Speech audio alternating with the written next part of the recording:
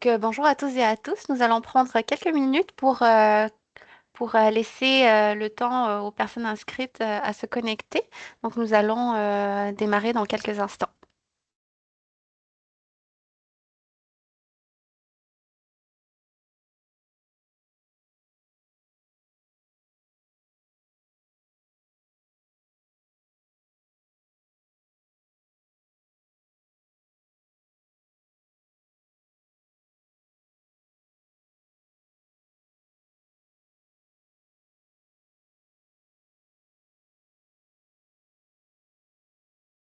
Encore une fois, bonjour à tous et à tous. Le webinaire va démarrer dans quelques instants.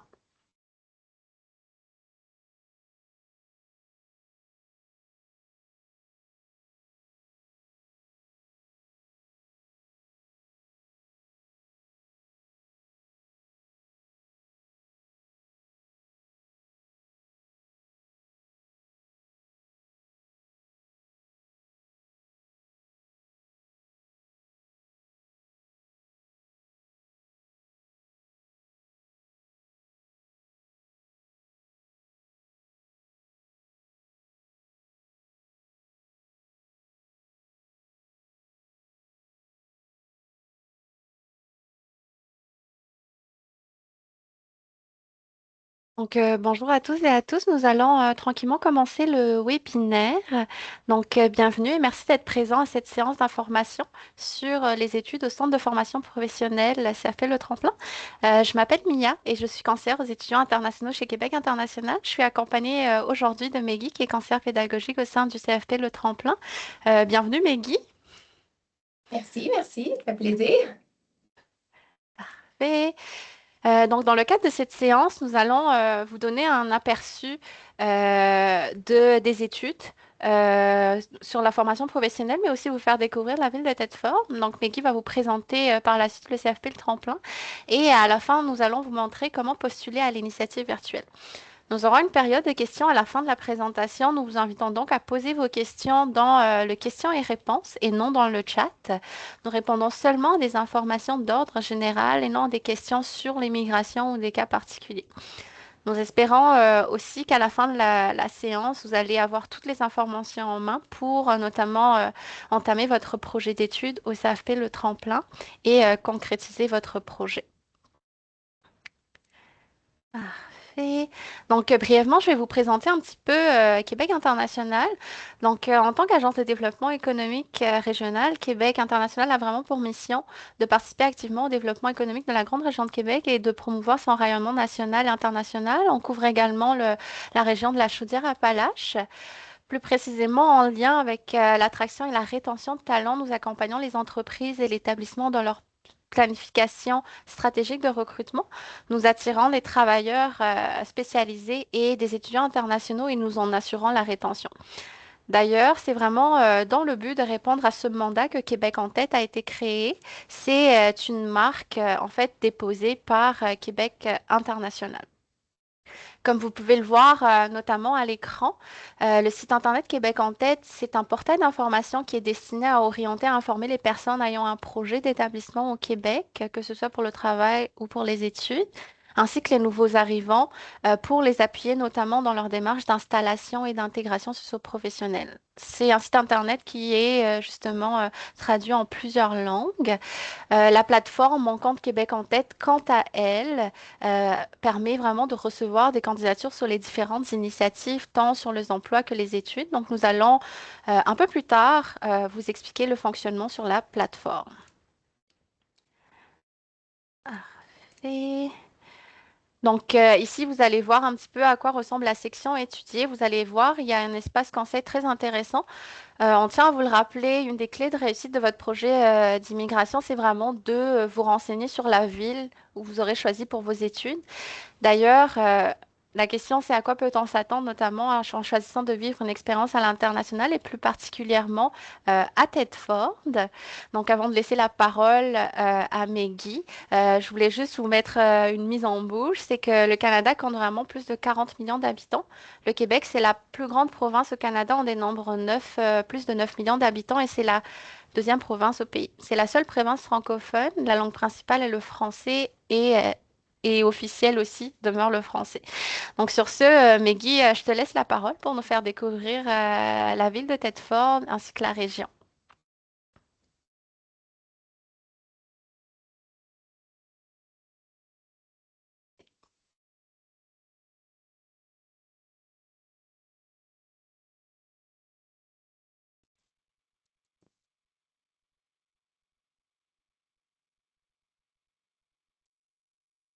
Je vois ton écran. Parfait. Ça fonctionne, Oui. parfait. Donc, bonjour à tous. Bienvenue chez nous, en fait. Bienvenue dans la ville de Thetford Mines. Donc, je vais vous présenter notre merveilleuse ville. En fait, c'est important quand on choisit un milieu d'études, on choisit aussi un milieu de vie. Donc, on trouve important là, de vous présenter notre belle région. Donc, comme Mia l'a si bien dit, donc on est situé dans la province de Québec, plus précisément dans la ville de Thetford Mines. Donc, la ville de Thetford Mines est très centrale. On est situé à 1 heure de la ville de Québec et à environ 2h30 de la ville de Montréal. Donc, on voulait vous présenter en fait des photos de notre ville en été. Donc, c'est une ville qui est considérée en campagne. On est entouré de montagnes et de lacs.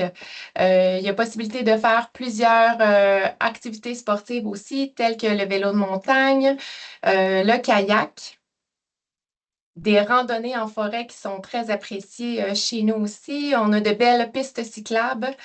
Donc, très sécuritaire là, pour faire le vélo, le soccer qui est très apprécié, le paddleboard. On peut pratiquer la pêche. On a un festival aussi très apprécié là, qui s'appelle le Festival La Relève qui permet à de tout nouveaux musiciens là, de présenter leur talent. Donc, voici des images de notre ville à l'automne, plein de couleurs. Et évidemment, nous avons la saison de l'hiver qui est la saison du froid. Donc, par contre, il y a plusieurs beaux sports que vous pouvez pratiquer, tels que la raquette, le ski alpin, la glissade, le patin. Et évidemment, vous devez pelleter pour pouvoir faire vos activités.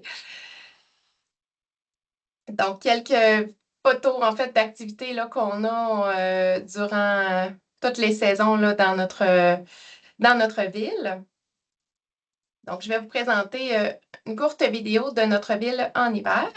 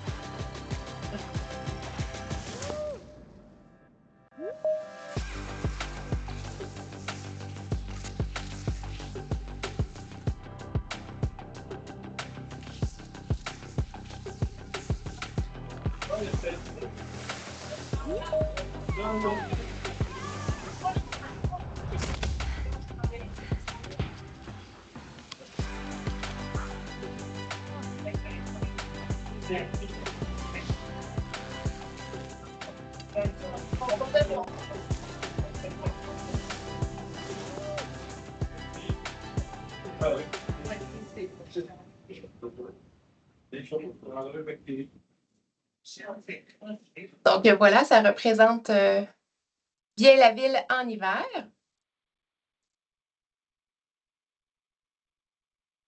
Et je vous présente la même chose en été.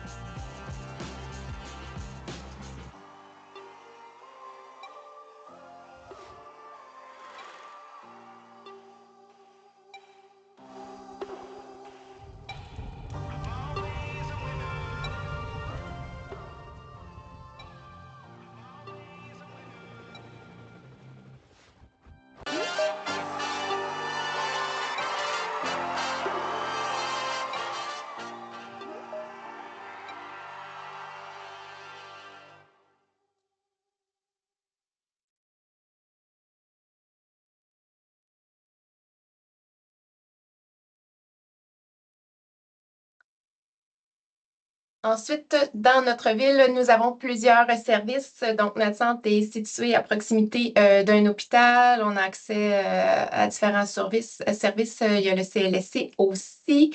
Il y a plusieurs établissements scolaires. Donc, en bas, vous pouvez voir notre centre de formation, le Tremplin. Puis, l'image en haut représente la polyvalente de Thetford Mines. Et à droite, on a un cégep et un centre universitaire. On travaille en partenariat avec beaucoup, beaucoup d'organismes de la région. Donc, je pourrais vous expliquer là, lors de votre arrivée les différents services de ces organismes-là. On vous attend. Merci beaucoup, Maggie, pour cette présentation de la ville. Ça donne un très bel aperçu. Puis on constate beaucoup qu'il y en a pour tous les goûts, hein. Donc, on choisit une qualité de vie à côté des études que l'on va faire au centre de formation Le Tremplin. Donc, on va continuer. Euh, Parfait. Alors, donc là, on va vraiment vous parler un petit peu de quelles sont les informations à savoir, notamment sur le système éducatif au Québec.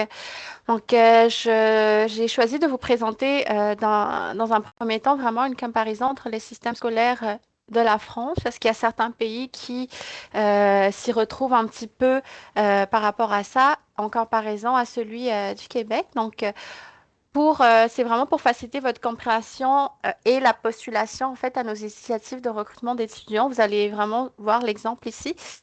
Il est vraiment important de prendre connaissance notamment aussi du nombre d'années d'études effectuées ainsi que le niveau d'études en cours ou terminées. Donc, ce que je voulais que vous reteniez ici, c'est que, par exemple, si vous avez obtenu votre baccalauréat français ou baccalauréat ou l'équivalent dans d'autres pays, comme par exemple Madagascar, Côte d'Ivoire ou autre, vous avez 12 années d'études de fait. Si vous êtes en voie, par exemple, de finir votre deuxième année de licence, vous avez 14 années d'études à votre actif. Ce sont en fait des données que vous devriez remplir lorsque vous allez faire votre profil sur la plateforme Mon compte Québec en tête. Ici, ce qu'il faut vraiment savoir par rapport au système scolaire québécois, c'est que la formation générale est composée de 11 années d'études, donc 6 années à l'enseignement primaire et 5 années au niveau secondaire. Généralement, au Québec, l'enfant fait son entrée au préscolaire à l'âge de 5 ans ou à la maternelle. Par la suite, après la secondaire, il y a diverses avenues qui sont possibles. Donc, il y a les formations professionnelles où Maggie va vous en parler un petit peu plus, qui peuvent être accessibles après avoir réussi la 3 ou la quatrième année d'études, donc 9 ou 10 années, 10e année de scolarité ou plus, hein. Donc, cela dépend vraiment des conditions d'admission pour la formation choisie. Donc, elles permettent vraiment d'acquérir rapidement les compétences nécessaires pour pratiquer un métier spécialisé. Sinon, il y a les formations préuniversitaires, comme vous pouvez le voir à l'écran, qui permettent de faire le pont entre le secondaire et l'université. Et les formations collégiales techniques qui donnent accès au marché du travail, mais notamment à l'obtention d'un diplôme d'études collégiales ou d'être dans une spécialité. Ces deux dernières formations, donc techniques et préuniversitaires, sont offertes dans un cégep ou dans un collège privé. Les données que je viens de vous partager, vous pouvez les retrouver sur le site de Québec en tête, le système scolaire québécois notamment, ainsi que les diverses comparaisons avec certains pays. Donc, on a le Maroc, l'Algérie, Madagascar, Brésil, Colombie et Tunisie. Sur ce, je vais laisser la parole à Meggy pour qu'elle puisse présenter plus en détail le centre de formation professionnelle ainsi que les différents programmes.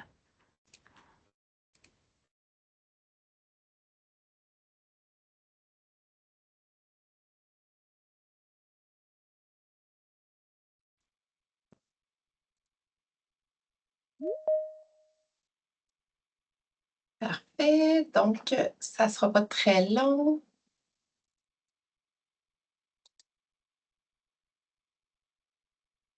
Ça fonctionne. Excellent. Donc, voici notre centre de formation. En fait, je vais vous parler d'un petit peu qui nous sommes. Je vais présenter le centre de formation, puis je vais parler un petit peu du processus d'inscription et du processus d'immigration. Donc, je me présente. Moi, je m'appelle Maggie Vallée. Je suis conseillère pédagogique. En fait, je m'occupe de l'admission des élèves internationaux, donc de l'analyse des dossiers, là, du processus de votre pays jusqu'à votre arrivée. Et ma directrice, c'est Pascale Chamberlain, qui est directrice du centre. Donc, voici notre centre de formation professionnelle. Alors, qu'est-ce que c'est que la formation professionnelle? Donc, c'est important de savoir que c'est une formation qui est axée sur la pratique. Généralement, les formations durent entre 8 mois et 2 ans, qui mènent à un diplôme d'études professionnelles. Donc, nos prérequis chez nous, c'est que nous demandons un niveau de français de niveau B2. Donc, le test de français est obligatoire pour une admission. Pour celle-ci, donc, pour la formation en tant qu'infirmier, infirmière auxiliaire, nous demandons un C1. Et évidemment, comme Mia l'a si bien expliqué là, avec l'organigramme, ça prend 10 années d'études complétées. Donc, ce que vous faites chez nous, c'est l'apprentissage d'un métier pratique, concret, donc les compétences qui sont directement en lien avec le marché du travail. Il faut savoir que les frais de scolarité sont assez élevés. Donc, pour ceux qui ne sont pas de nationalité française, en fait, vous devez vous attendre à payer entre 20 000 et 50 000 canadiens. En plus de ça, vous devez aussi planifier là, un 24 000 supplémentaire de frais pour couvrir les frais de subsistance. Donc, tout ce qui est de frais de logement, de nourriture, de transport, l'immigration vous demande d'avoir minimalement 24 000 en poche pour pouvoir bien vivre au Québec pendant un an. Et les avantages de la formation professionnelle, en fait, c'est que c'est vu sous différents modes d'apprentissage. Donc, on a de l'enseignement magistral, ça veut dire un enseignant qui enseigne à son groupe de façon magistrale, en grand groupe. Nous avons aussi des formations qui sont en enseignement individualisé. Donc, vraiment, l'élève apprend à son rythme, compétence par compétence, puis les enseignants sont toujours là pour soutenir et aider. Il faut savoir qu'on a des formations qui sont offertes en alternance travail-études aussi. Je vais vous en parler un petit peu plus loin. Il y a toujours des stages aussi associés aux formations, des stages qui sont généralement rémunérés. Et il faut savoir que nos formations, généralement, sont reconnues à l'international. Chez nous, parce que c'est variable d'un centre à l'autre, donc on a différentes formations qui sont offertes. Donc, par exemple, assistance technique en pharmacie, on a le soutien informatique, l'esthétique, la coiffure, mécanique véhicule de loisirs et d'entretien, le dessin de bâtiment, secrétariat, comptabilité, ferblanterie, soudage, mécanique industrielle, usinage et mécanique automobile. J'avais mis une petite vidéo, en fait, que vous allez pouvoir avoir accès. Donc, c'est la visite de notre centre de formation. Donc, rapidement, là, je vais juste vous montrer à quoi ressemble notre centre. Donc, c'est une visite virtuelle. Là, vous pouvez vous rendre sur notre site Internet là, puis vraiment visiter notre centre de formation. Donc, c'est la cafétéria, c'est la porte d'entrée. Donc, c'est l'image que vous voyez de notre centre quand vous arrivez chez nous. Au deuxième étage, nous avons aussi un salon étudiant, donc accès à des ordinateurs. Vous avez une table de billard aussi. Derrière, vous voyez des casiers pour déposer vos objets personnels.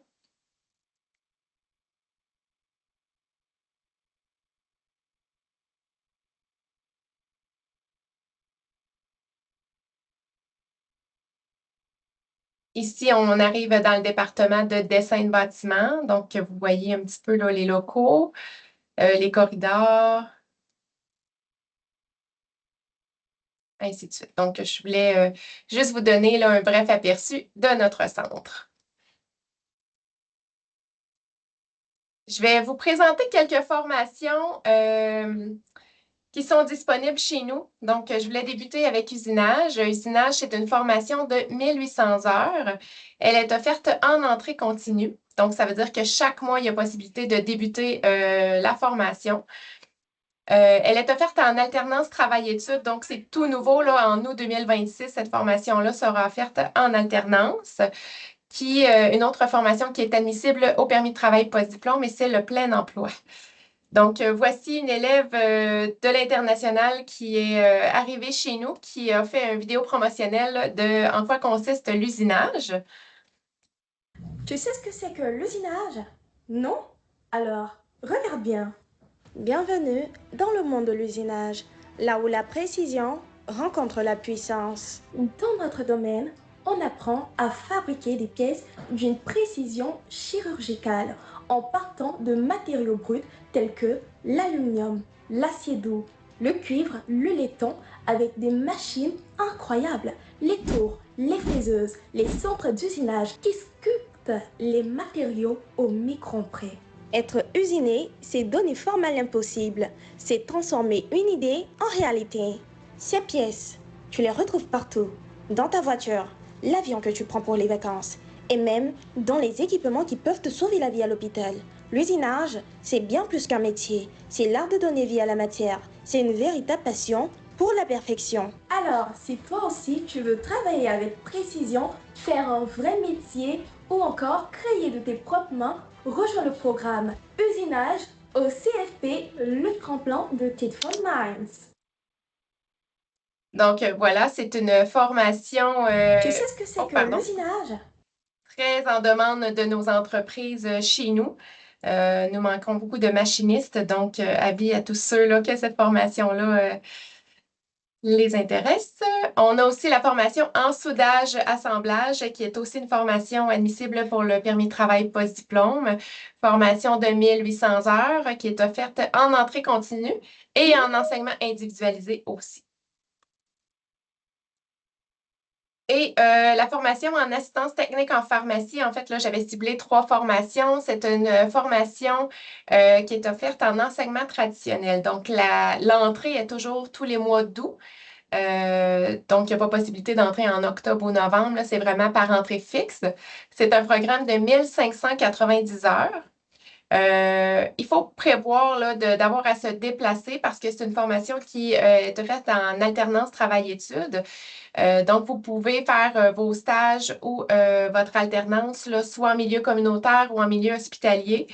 Mais c'est possible d'avoir à sortir peut-être de la région. Donc, c'est important d'avoir une voiture, de penser au déplacement pour cette formation-là. Mais c'est une formation qui est aussi admissible au permis de travail post-diplôme. Et il faut savoir qu'on a inauguré nos nouveaux locaux tout récemment, là, ça fait environ 2 mois. Donc, on est à la fine pointe là, de la technologie, les robots aussi là, pour le calcul de médicaments, les nouveaux logiciels, les ordinateurs. Donc, très intéressant comme formation aussi. Je voulais partager un petit peu la vie étudiante parce que quand on choisit un milieu scolaire, c'est important d'avoir des activités. Donc, on souligne évidemment les fêtes. Vous voyez la fête de l'Halloween, vous voyez la fête de Noël. Généralement, là, on a beaucoup d'activités. Comme là, vous voyez notre éducateur spécialisé qui est en train de se promener dans des départements pour offrir des sundaes à tous les élèves. Des fois, on a des croissants, on a un dîner hot dog, on a le dîner de Noël. Donc, on essaie d'avoir une belle vie là, pour nos étudiants.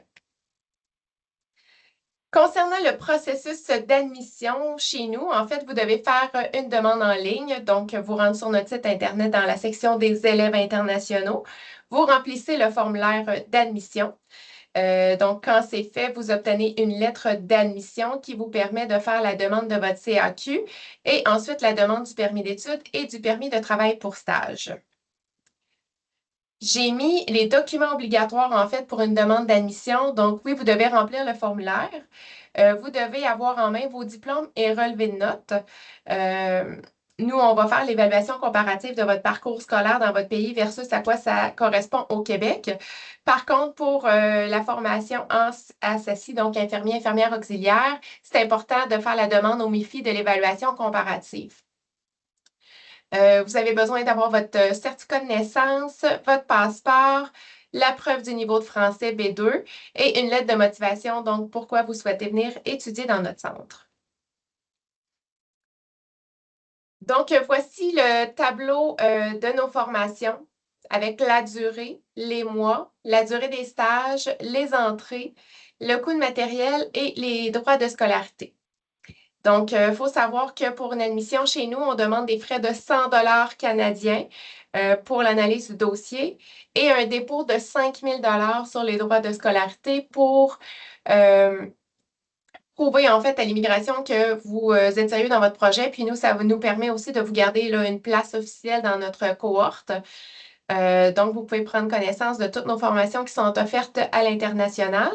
Et celles qui ont un petit triangle bleu, ce sont les formations qui sont admissibles au permis de travail post-diplôme. Donc, vous avez accès à toutes ces informations-là sur notre site Internet aussi.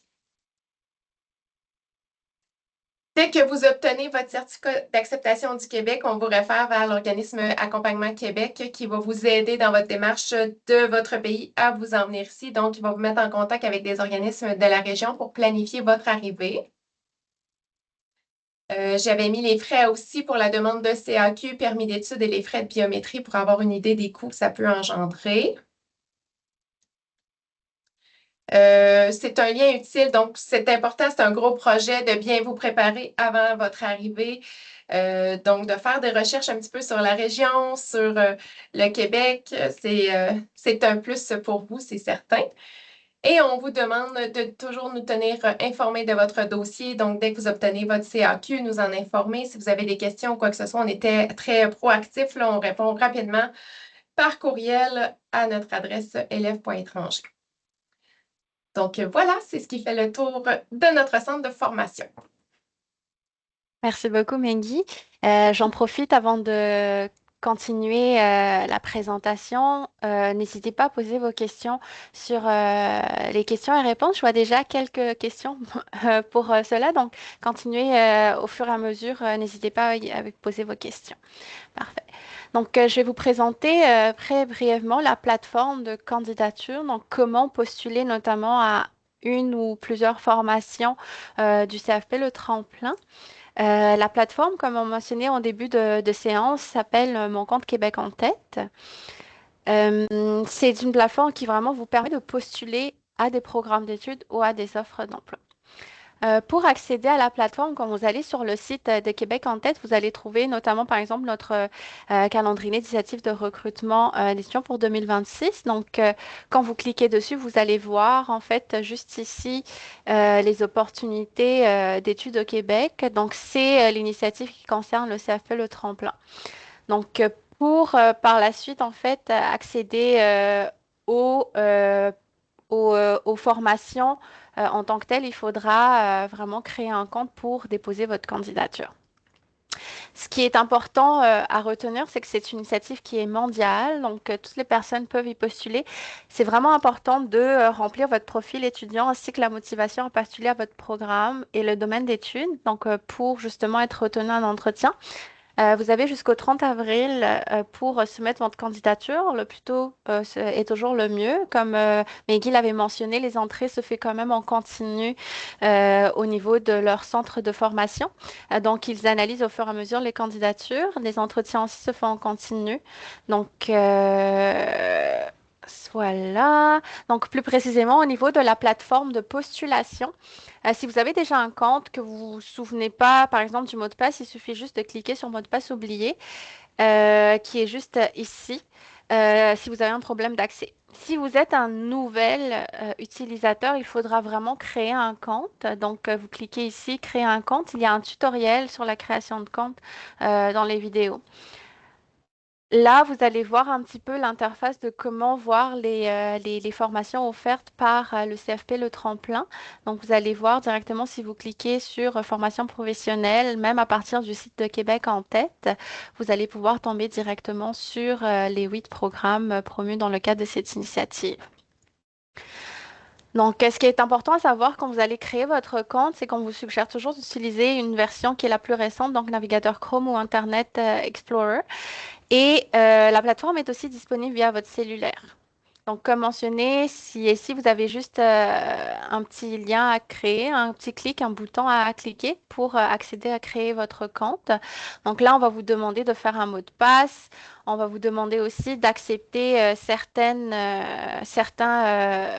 politiques comme la politique de confidentialité ainsi que les conditions d'utilisation. Par la suite, vous allez avoir un lien pour activer votre compte dans votre courriel. Donc ça, c'est très important d'activer votre compte.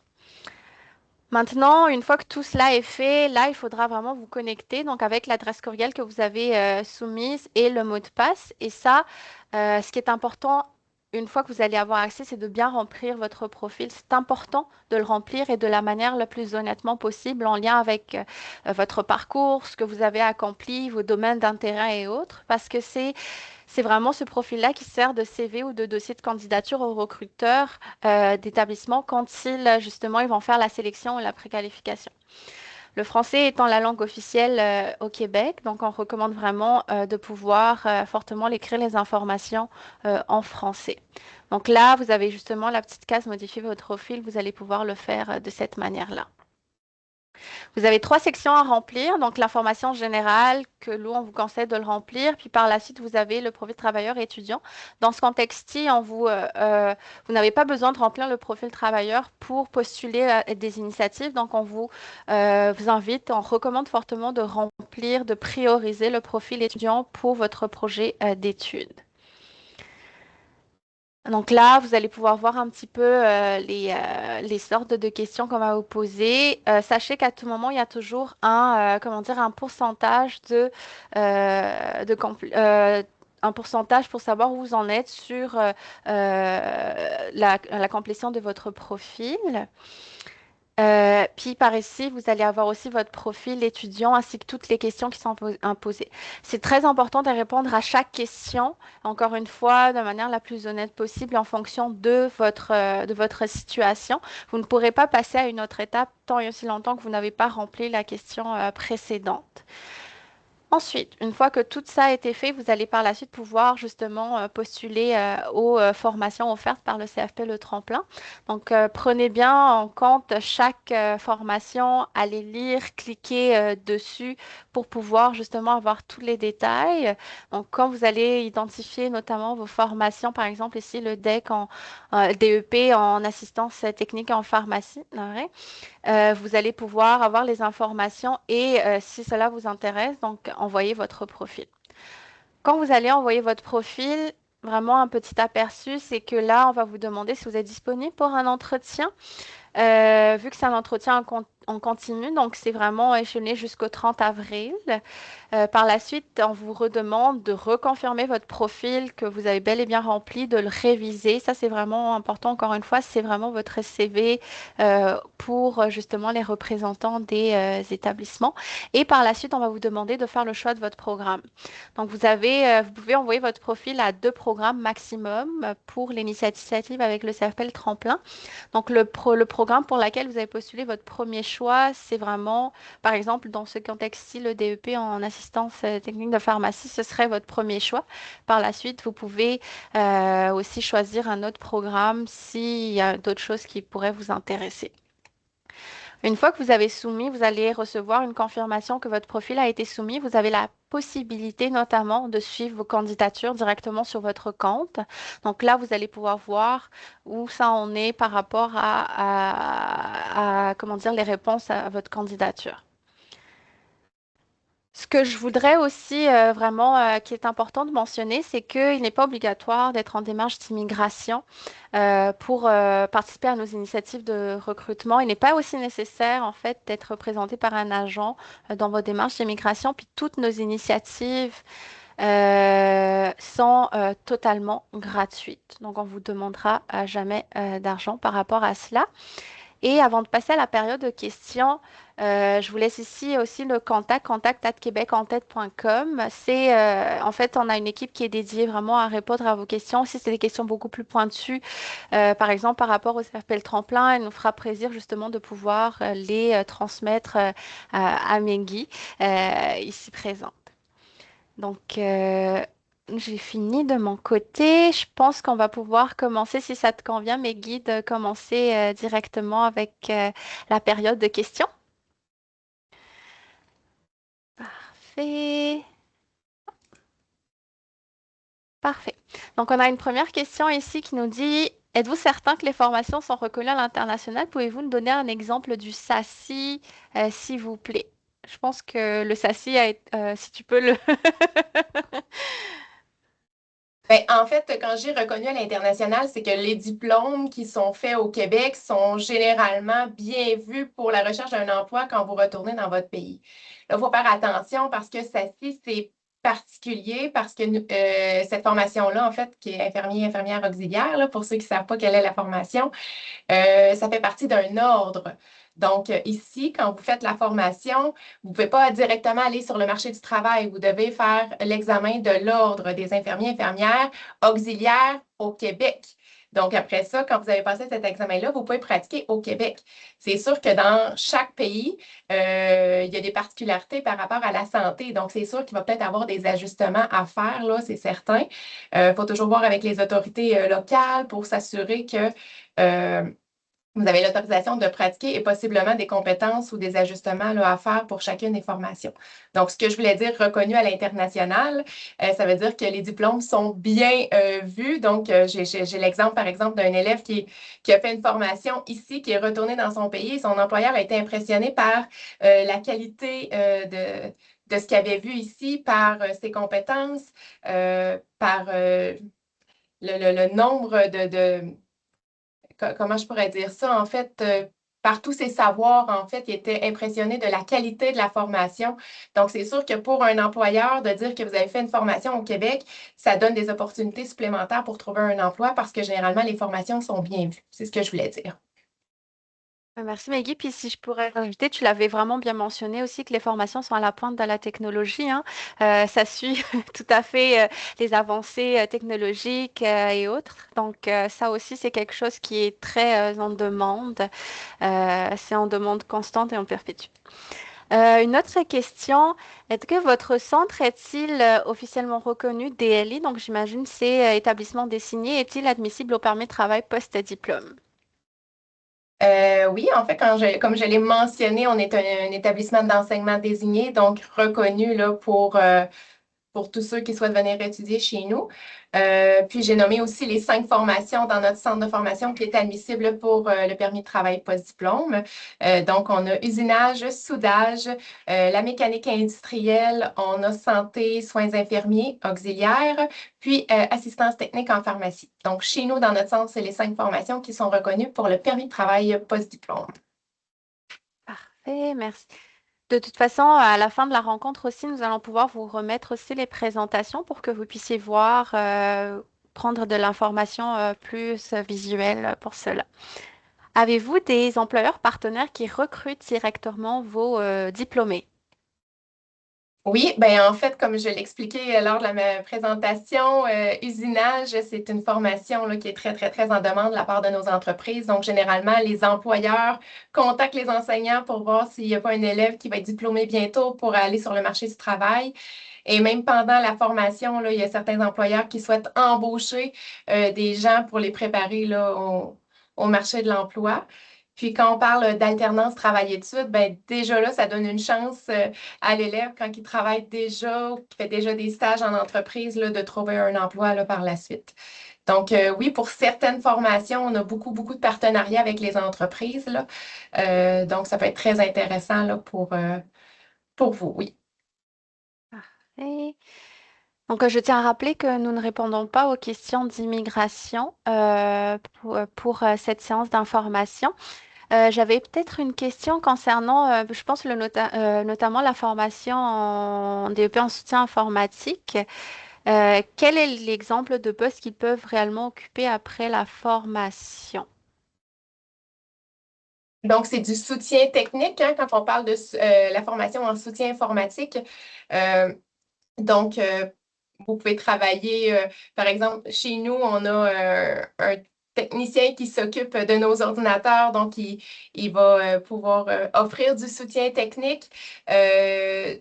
Nos techniciens au centre de services scolaires aussi offrent du soutien technique. Donc, c'est démonter des ordinateurs, remonter des ordinateurs, le câblage réseau aussi. Donc, pratiquement tout le monde utilise l'informatique aujourd'hui. Donc, c'est assez facile là, de se trouver un emploi. Parfait. Toujours en lien avec le DEP en soutien informatique, quel est le coût total exact jusqu'à la fin de la formation pour cette formation? En fait, le tableau que j'ai présenté tout à l'heure, c'est pour la totalité de la formation. Donc, c'est contrairement au collégial, nous, on n'a pas divisé nos montants par session. Donc, dans le tableau que vous retrouvez dans la présentation, c'est vraiment la totalité de la formation. Donc, pour les élèves qui ont plus de 20 ans, la formation en soutien informatique se détaille à 28 641 canadiens. Donc, ça couvre vraiment la totalité, donc les 18 mois. À ce montant-là, on ajoute les coûts de matériel. Donc, présentement, ils sont à 84,50 canadiens. Donc, c'est vraiment il n'y a aucun frais caché, aucun frais supplémentaire là, dans le cadre de la formation. C'est vraiment ce qui représente la totalité des coûts pour cette formation-là. Parfait. Une question, si vous étiez à ma place avec un budget limité, quelle formation me recommanderiez-vous pour un étudiant international? En fait, je ne peux pas me prononcer sur cette question-là. C'est très variable. Tu sais, le conseil, en fait, que je peux donner, c'est vraiment de faire des recherches de votre côté sur vos intérêts parce qu'il ne faut pas choisir une formation pour venir au Québec ou vous dire je vais aller faire une formation au Québec, puis cette formation-là est admissible au permis de travail post-diplôme. Il faut vraiment y aller selon ses propres intérêts parce que si vous choisissez une formation que vous n'aimez pas, ben, ça va être difficile de bien la réussir. Tu sais, malheureusement, il y a des élèves qui sont arrivés ici et ont dit ben, je vais faire cette formation-là parce que je vais avoir le permis de travail pas diplôme. Puis finalement, ben, ils aimaient plus ou moins ça, ils ont rencontré certaines difficultés. Donc, c'est important de bien se renseigner sur la formation. Allez-y selon vos intérêts, selon ce que vous aimez aussi, pour pouvoir être épanoui là, dans la formation. Puis, aimer ça, généralement, quand on fait quelque chose qu'on aime, on réussit bien, puis on avance bien, on a des succès. Donc, c'est sûr que quand je passe des élèves en entrevue, je leur dis allez voir des vidéos, allez consulter des sites Internet, allez voir c'est quoi vraiment le métier qui mène au bout de la ligne de ce métier-là, allez consulter aussi les différentes compétences parce que pour chaque formation, on a entre 18 et 30 compétences. Donc, allez voir qu'est-ce qu'on voit dans ce programme-là. Puis, on peut toujours échanger ensemble aussi que je puisse vous donner des informations supplémentaires là, sur la formation pour bien faire votre choix avant d'arriver parce que quand vous êtes sur place, c'est un peu plus compliqué là, de faire un changement de formation, là. Merci beaucoup pour cette réponse. Puis je pense que c'est vraiment ce qu'on s'en attendait. Puis ce que je voulais juste aussi mentionner, c'est que quand vous postulez à des formations, des programmes d'études, c'est aussi important que vous ayez aussi un petit peu les connaissances ou pourquoi les motivations de le faire, hein. C'est des choses qui vont, par exemple, Maggie, quand ils vont vous voir en entretien, qu'elles vont justement vous poser. Donc, et il ne faut pas aussi minimiser les difficultés d'intégration parce que oui, on se dit on y va pour quelque chose peut-être de plus de qualité, d'une qualité de vie, mais ça reste qu'il y a aussi des intégrations qu'on doit faire, des petits obstacles, c'est différent, hein, l'hiver, toutes ces choses-là, les différences culturelles. Donc ça aussi, c'est vraiment quelque chose à prendre en compte pour ça. Euh, pour les candidats qui sont issus des pays francophones, est-il obligé pour eux de faire le test de langue française? En fait, les étudiants de la République française sont exemptés de ce test de langue. Donc tous les autres pays, même si par exemple le système éducatif a été fait en français, ils sont obligés c'est pas une langue officielle pour eux, mais ils seront obligés de faire le test de langue.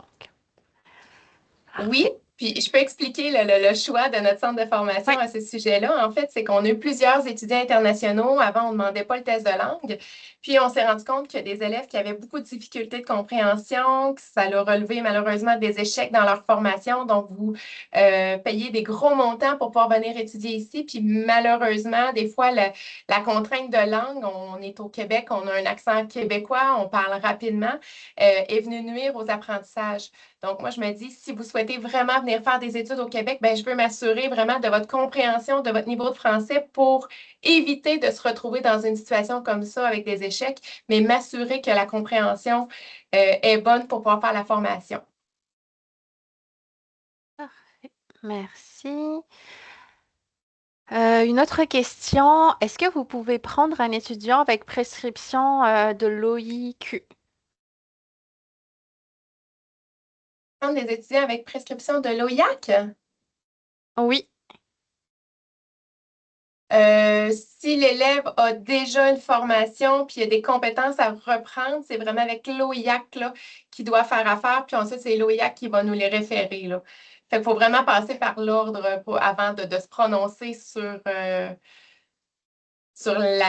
mission de l'élève, là. C'est vraiment avec l'ordre qu'on gère tout ça, là.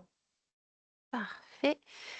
Les frais de scolarité doivent-ils être payés entièrement avant les débuts des cours ou sont-ils payables progressivement pendant la formation, par exemple dans le cas du soutien informatique?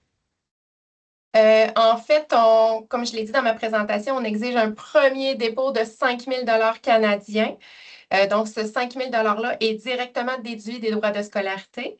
Puis ensuite, la balance, ce qui reste à payer, est payable en 3 versements. Donc, le premier versement est payable sur place à votre arrivée avant l'entrée en formation. Ensuite, un autre versement en milieu de formation, puis un autre versement vers la fin de la formation. Donc, c'est vraiment possible de payer en 3 versements différents, mais c'est important là, de donner le dépôt de 5 000 $ puis de payer le premier versement avant l'entrée en formation pour pouvoir intégrer la formation. Et une autre question, est-ce que tu pourrais nous expliquer concrètement comment fonctionne l'ATE? Est-ce que les heures sont directement comprises dans les durées des formations? Oui, en fait, c'est compris dans la durée de la formation. Ce qui s'est passé, c'est qu'on a contacté, dépendamment des programmes, là, soit pharmacie ou soit usinage, des entreprises partenaires. Donc, la façon que ça va fonctionner, c'est qu'en début d'année, les élèves vont passer différentes entrevues pour les entreprises partenaires selon vos besoins, selon vos intérêts et tout ça. Puis ensuite, vous allez être associé à une entreprise pour pouvoir débuter l'alternance travail-études. Donc, c'est vraiment une entrevue, un lien avec l'entreprise, un lien avec l'enseignant aussi. Donc, on essaie vraiment de trouver un endroit où vous serez bien, qui va répondre à vos besoins pour pouvoir bien réaliser votre formation, en fait. Parfait. Une question. Avez-vous déjà accueilli des étudiants togolais dans votre établissement? Bien sûr, oui. Parfait. Plusieurs même. Hum, Est-ce qu'un étudiant peut réellement couvrir ses dépenses sur place sans soutien financier familial? Le variable d'une situation à l'autre. En fait, là, ce que je peux dire qui est important de cette question-là, c'est que c'est bien important de bien préparer votre dossier d'immigration avant votre départ. Donc, l'immigration, comme je disais tantôt, vous demande minimalement 24 000 $ canadiens juste pour couvrir les frais de subsistance et vous devez prouver à l'immigration que vous avez la totalité des droits de scolarité avant de partir de votre pays. Donc, je prends par exemple une formation qui va coûter 30 000 $ par exemple, ben, il faut minimalement avoir 55 000 $ canadiens en poche avant de traverser les douanes pour prouver que oui, vous allez être capable de vivre aisément au Québec, de payer vos droits de scolarité, d'être logé, d'être nourri. Donc là, dépendamment de la situation familiale, dépendamment de ce que vous avez en poche, il y a des élèves qui arrivent à payer toutes seules. Si vous avez besoin d'un garant pour vous aider à couvrir vos études, c'est important dans votre dossier d'immigration d'avoir des lettres à l'appui, d'avoir des relevés bancaires à l'appui aussi pour s'assurer là, que votre dossier est conforme pour que le douanier vous laisse venir sur place. Parfait, merci. Quel est le parcours exact d'un étudiant international? Quel parcours exact un étudiant international suit chez vous à partir des études? Je pense, je pense que oui. Est-ce que Le, tu... Ben, en fait, le parcours, comme je vous dis, on essaie de vous aider là, dans vos démarches. Donc, après le processus d'admission, c'est la demande de CAQ. Donc, on vous fournit les loins, mais on ne peut pas s'impliquer dans les démarches d'immigration. Donc, c'est vraiment votre responsabilité là, à vous. Puis, on offre, comme dans ma présentation, je le mentionnais, l'accompagnement Québec qui est là aussi pour vous aider, vous soutenir selon la région. Donc, nous, on travaille avec un organisme qui s'appelle le Carrefour Jeunesse Emploi qui va vous aider à préparer l'arrivée, trouver le logement, une visite de la ville. Donc, on vous met déjà en contact avec eux pour faciliter là, votre arrivée sur place. Donc, c'est un petit peu le parcours l'aide qu'on peut apporter là, pour planifier votre arrivée. Donc, je pense qu'on a fait un petit peu le tour des questions. On a quand même pas mal, plusieurs questions qui se ressemblent. Euh, pour la connaissance des candidats, Meggy, je te poserai une question qui, qui, Mhm. qui vient de moi. Quelles sont les étapes, justement, après l'entretien, si on est reçu, et qu'est-ce qui se passe une fois retenu En dans fait, le on cadre vous de contacte. l'initiative? Oui. C'est ça, on vous contacte directement pour vous expliquer le processus d'admission pour la suite. On reste toujours en contact avec vous, donc si vous avez besoin d'une deuxième, troisième rencontre, vous avez des questions par rapport à l'établissement, par rapport à la ville, par rapport à votre arrivée, on est toujours là en soutien aussi là, pour vous aider, vous guider là, du mieux qu'on peut pour planifier l'arrivée. Comme je le disais, malheureusement, on ne s'implique pas dans les démarches d'immigration, mais vous avez quand même un enseignement, une aide personnalisée. On est très rapide là, sur nos courriels, donc on offre des rencontres Teams ou sinon des échanges de courriels là, pour pouvoir guider les élèves. Donc, on vous aide justement pour la prochaine étape, la demande d'admission. Donc là, tu avais aussi mentionné pendant ta présentation que les entrées se fait en continu. Donc pour tous les programmes actuellement, ils se font tous en continu? Non, en fait, comme j'expliquais dans mon petit tableau, là, on a des entrées des formations en entrée fixe. Donc, par exemple, assistance technique en pharmacie, on a dessin de bâtiment, mécanique industrielle, infirmière auxiliaire. Ce sont des entrées, des formations en entrée fixe. Donc là, on prend encore les admissions, là, je vous dirais, jusqu'à la fin février 2026 pour les entrées du mois d'août 2026. Après ça, ça va aller uniquement à l'an prochain là, pour pouvoir avoir une admission dans ces programmes-là. Sinon, les autres formations, ben, c'est en entrée continue, donc on prend toujours les demandes là, en cours d'année, sauf pour les formations qui sont en entrée fixe. Parfait. Je pense qu'on prendrait deux dernières questions. Alors, aidez-vous concrètement, si tu l'avais aussi mentionné dans ta présentation, mais je vais la reposer. Aidez-vous concrètement à décrocher un emploi ou seulement rédaction de CV? Je pense que c'est après le diplôme. En fait, quand vous obtenez votre permis de travail post-diplôme, vous êtes autonome dans vos démarches. On a plusieurs organismes de la région qui offrent un accompagnement pour la recherche d'emploi. C'est sûr que nous, les enseignants, vont vous aider à trouver un stage dans le cadre de la formation, puis on va vous orienter vers un milieu, un domaine que vous souhaitez, dans lequel vous souhaitez travailler après, parce que je vous dirais que 90% du temps, un élève qui fait un stage dans une entreprise est embauché par la suite, là. Donc, le choix du stage est important pour la suite des choses si vous souhaitez rester ici, si vous souhaitez travailler dans ce domaine-là aussi. Ouais. Parfait.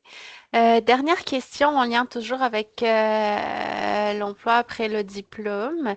Quel est votre taux de placement au sein du centre de formation professionnelle dans les programmes qui sont ouverts notamment aux étudiants internationaux et qui permettent d'avoir le permis de travail post-diplôme? Hmm, je vais dire 95%, là. Je vais me garder un petit 5% de jeu, là, mais on est dans une ville euh, qui a beaucoup, beaucoup d'industries, beaucoup d'entreprises, donc la recherche de main-d'œuvre est quand même importante. Je pense qu'on est quand même bien situé là, pour favoriser les emplois après la formation. Donc, majoritairement, les élèves sont embauchés après la formation. Il y en a quelques élèves qui souhaitent aller dans une autre région ou aller dans les grandes villes. Nous, on est en campagne, donc c'est sûr que pour un élève qui souhaite aller dans les grandes villes, ben, il y a aussi des chances de se trouver un emploi, là, mais le taux de placement est très, très bon, très élevé. Merci. Donc,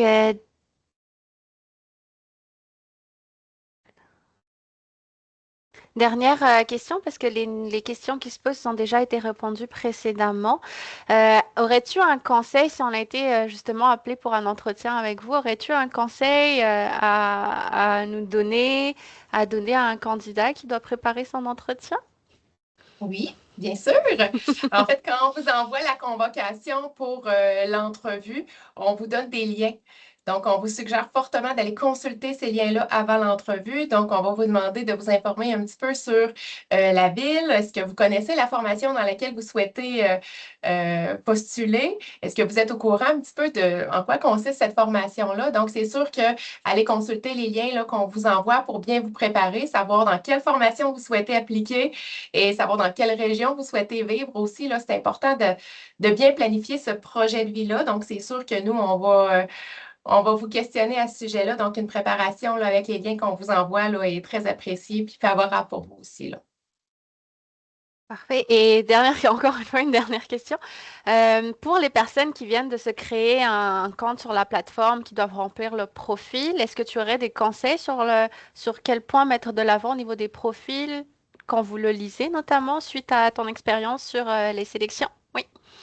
En fait, c'est certain qu'on va regarder le profil financier. Donc, un élève qui nous dit qu'il n'a pas les moyens de payer les frais de subsistance, un élève qui n'a pas les moyens de payer ses droits de scolarité, malheureusement, va être directement exclu parce qu'on sait que l'immigration ne le laissera pas passer.